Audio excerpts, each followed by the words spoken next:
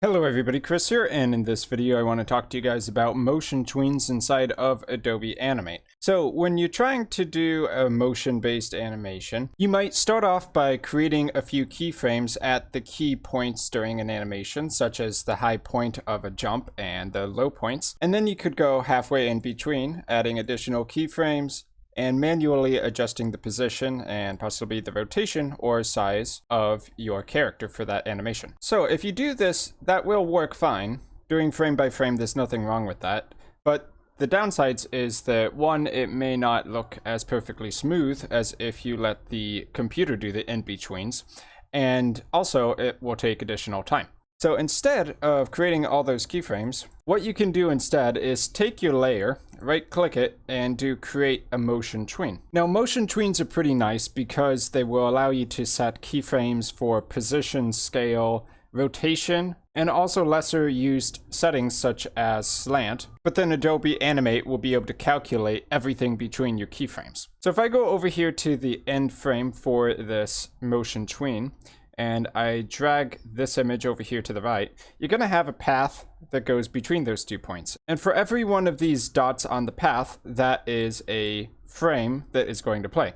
So if I hit play from the start, it's going to look something like that, very linear and not too hard to do yourself, right? But with motion tweens, you can get a bit more fancy than that because they actually allow you to do Bezier curves and easing with these motion tweens. So if I switch to the selection tool and I left click on this line, I can adjust how the path is going to look at, the path which the character travels, for the duration of this animation. So I can click once and move it up or down, and that can get you a lot closer to what you would want from a jump. So now if I play it back, the character will follow that curve. Now if your character is going on some kind of track and you want the direction that the character is facing to always be the direction that they're traveling, you can check orient to path over here in the properties window. So left click somewhere on the timeline where the motion tween is at, orient to path.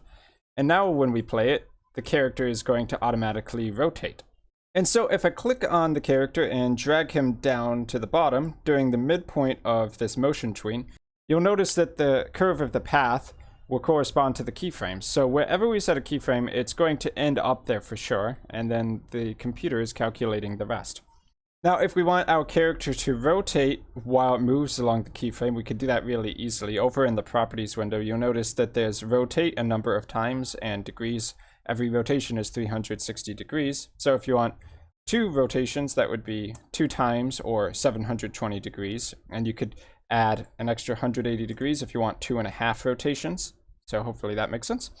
And you can choose whether you want it to rotate clockwise or counterclockwise. So this can be nice if you want something like a logo to spin onto the screen. It can look something like this. In this case, it's going to look a bit more like the Aspirate logo here is rolling over a bunch of hills, and that looks like it would be quite painful. But the point is you can do some pretty simple rotations very, very easily like that. You don't have to mess around with modify and then transform at all. Now, if you want to get more advanced on these motion tweens, you can double click on the timeline for the motion tween, and it will show you a bunch of settings here. So we can see the properties where we actually have some keyframes set. So the position in Y, the position in X, you can see that there's 3 keyframes for both of those. If you want, you can adjust it from this graph window instead, which might make it a little easier to have full control. You'll notice these Bezier handles allow you to adjust the curve. And if you want to remove a keyframe entirely, you can simply left click it and hit delete. So if you want to customize the path further and make the shape of the path a little bit more complex, you don't have to do it by moving your character around. You can actually left click on the curve again and add in new anchor points. So basically wherever you click is going to be the anchor point, and you can adjust where that's going to anchor to. So you can see that there's now more keyframes on this curve in the graph window, and I can keep adding more if I want. And then deleting them becomes just as easy. Once again, you can just, in the graph editor, select them and hit delete. You can also select the key points and manipulate the curves on either side to your liking. So it can get pretty weird, and the path may end up not making too much sense. So yeah, if you run into an issue like this where you just have too much going on and it becomes hard to manipulate the curves, just consider deleting some of those anchor points in the graph editor. But we can play it back here, and to get an animation precisely like that to occur, doing frame by frame would take quite a bit of time and probably not be as accurate. So to point out a couple more things we can adjust, we have the starting size here, but what if we want the character to shrink as time goes on? I can go to the last frame and I can click on the image that we're trying to animate. And for position and size, we can customize this, making sure it's linked together so the shape stays consistent. So I might do something like divide the width by height, which will automatically adjust the height. And now I can play it back and the character is going to shrink over time. So that would be a cool way of making it appear like a character is moving further into the background. Or if you want, you can have it increase the dimensions over time if you want it to appear like it is coming towards the screen or getting closer. So let's actually show what that might look like by multiplying it by 4. And now we hit play over time. So not only is it rotating, moving along a complicated path, but it's also increasing in size, making it look like it's moving towards the screen. And what's just so fantastic about all of this is that it's all being controlled using these curves that you can customize in the graph editor, and it becomes really easy to make those adjustments. So one more thing we can mention here is easing. So if you want to add an ease, you can do it in the graph editor. There's this button here that says add ease.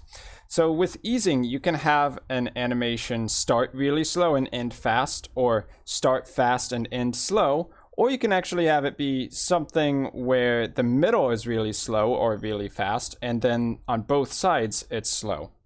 So generally, you'll want to use the simple eases here. Whenever the line becomes flat horizontally, that's where the animation is slowing down or coming to a complete stop. And whenever this graph is ascending vertically fast, that's when it is progressing in the animation very fast. So you can see here, there's some presets here. And in most of these cases, it looks like it is ascending fast at the start and then slowing down as it gets closer to the end. So we could apply that by choosing maybe simple fast. The ending becomes a lot slower than the start. And you can also see that indicated by the spacing of these frames. When I apply the ease, the initial frames become very far spread apart because it is moving quite fast during those frames. But then towards the end, you can see that they all get kind of bunched together. There's also stop and start eases, which are going to have it slow down in the middle. So let's try applying a slow stop and start. So it'll start fast, be slow in the middle, and then get fast again towards the end. Okay, so it might be a little hard to tell with that one, so let's make it more dramatic. And I'll do fastest. So it'll be very fast at the start, very fast at the end, and very slow in the middle. And hopefully you can see how it spends more of the frames hanging around this middle area than at the start and the end. You can also set your own custom ease curves by going down here to the bottom, and then you can click to set anchor points, adjust the curves how you want it to. Note, it is possible to actually go forward in an animation and then backwards.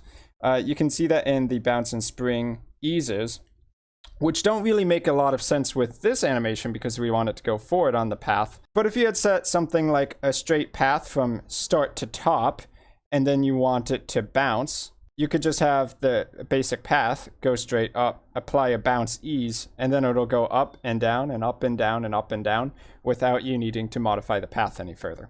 One final thing I want to point out for you guys before we wrap up this video, though, is that you can actually extend the length of a motion tween. And you can do that by going to a further frame in your timeline, right-clicking, choosing Insert Frame, and you'll notice that the frames are added. If you have the graph opened, then you'll see that the frames still stop at 25, but you can take one of these points and move it over to 30 in order to extend the animation.